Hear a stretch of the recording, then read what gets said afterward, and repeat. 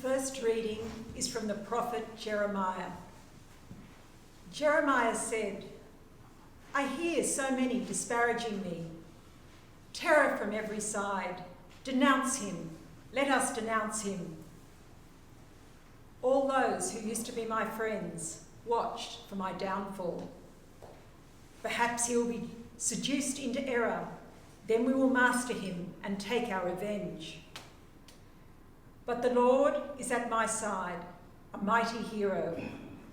My opponents will stumble, mastered, confounded by their failure. Everlasting, unforgettable disgrace will be theirs. But you, Lord of hosts, you who probe with justice, who scrutinize the loins and heart, let me see the vengeance you will take on them, for I have committed my cause to you. Sing to the Lord, praise the Lord, for he has delivered the soul of the needy from the hands of evil men. The word of the Lord. Thanks be to God. The responsorial psalm.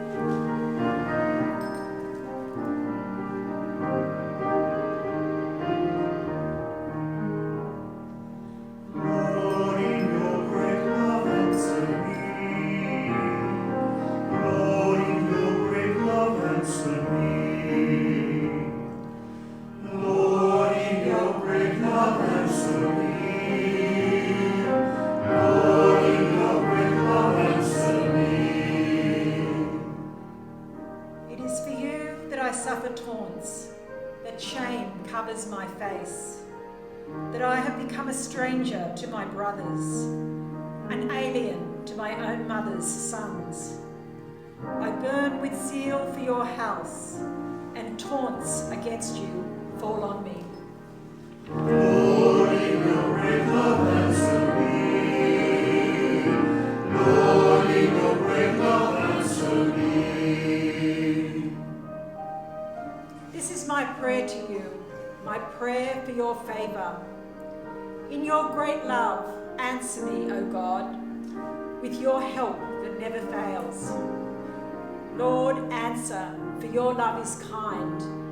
In your compassion, turn towards me.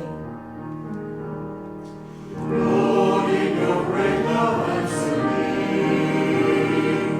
Lord, in your great love, answer me. The poor, when they see it, will be glad, and God-seeking hearts will revive.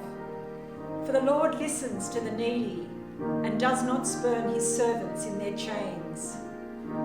Let the heavens and earth give him praise, the sea and all its living creatures. Lord, in your great love, answer me. Lord, in your great love, answer me.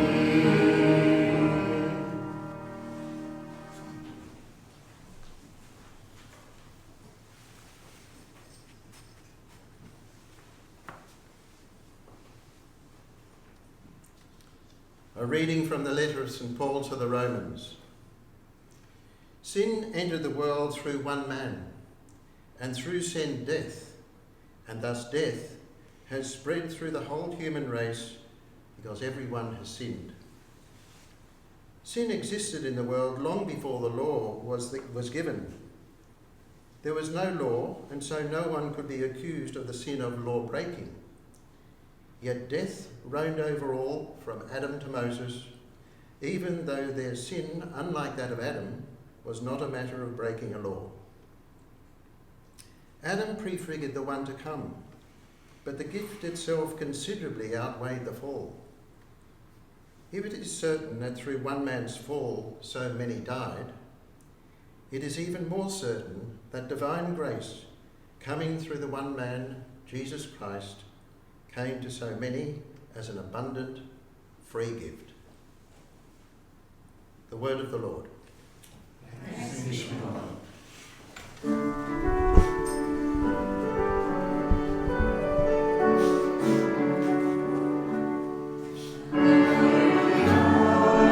Alleluia, Alleluia,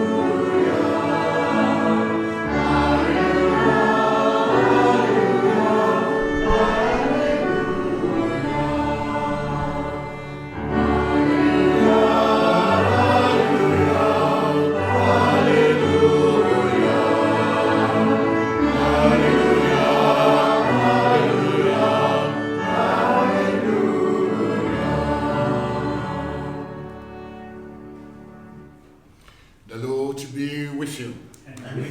Spirit. A reading from the Holy Gospel according to Matthew.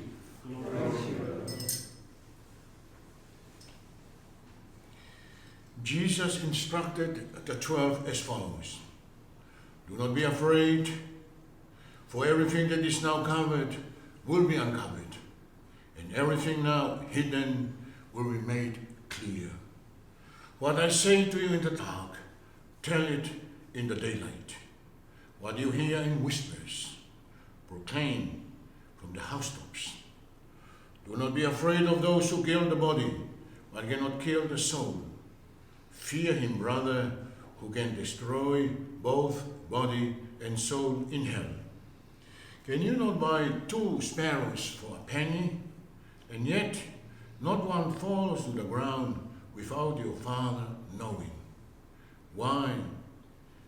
Every hair on your head has been counted, so there's no need to be afraid. Are you worth more than 100 of sparrows? So if anyone declares himself for me in the presence of men, I will declare myself for him in the presence of my Father in heaven. But the one who disowns me in the presence of men, I will disown in the presence of my Father in heaven. The Gospel of the Lord. Praise to you, Lord Jesus Christ.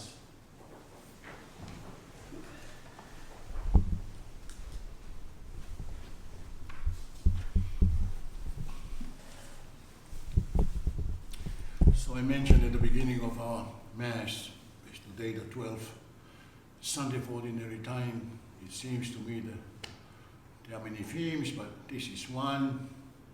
The encouraging word of Jesus to the 12, there's no need to be fearful. Do not be afraid. Trust in me and trust in my Father. It seems to be a central point in the Gospel. Even when Jesus chose the 12, we read, he spent the whole night praying for the 12. Before he passed away, he prayed to the Father, I'm praying for the 12. The 12 that you gave me, I'm praying for them now. Consecrate them in your truth. Even at the very end, do not worry, there's no need to worry. I'm going away and prepare a place for you. And once the place is prepared, I'll come back and take you with me at the ascension. Now I'm leaving, but I'll be with you till the end of time. So the words of encouragement from Jesus, it seems because of the vulnerability of the apostles, of the mission, the tension they're going to face, that he knew very well himself that he's going to face, and the unpredictability of the mission. I think that's what we are going through at this time in our world with this pandemic.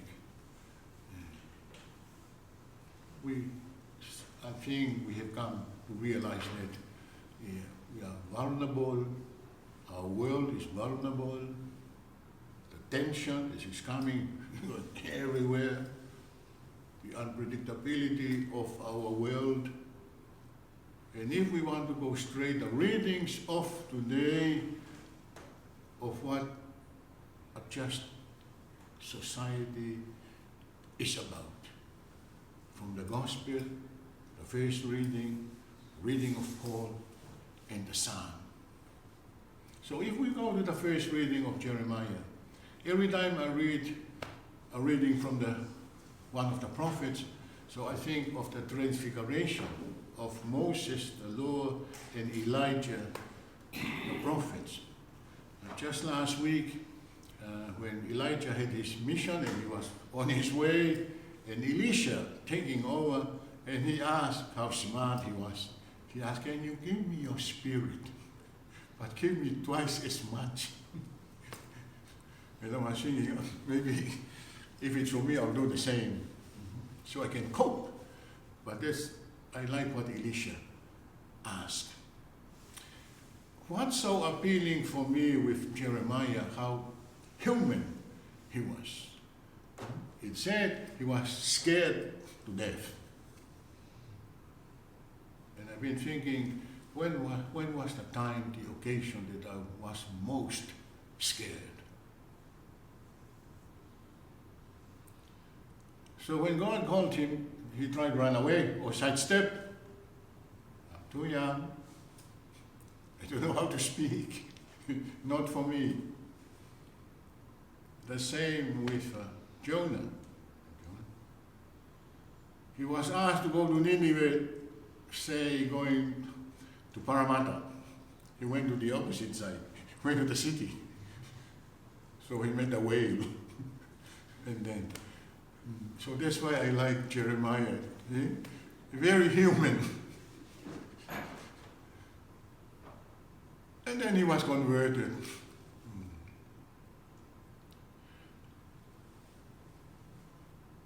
The lament, the sorrow and the pain that they went through, these prophets. The one of St. Paul, the goodness that is in the world and also the power of evil. We can look at ourselves, our good side, and also they speak of our light and our shadows. Also in our family. We know very well in our church and in society.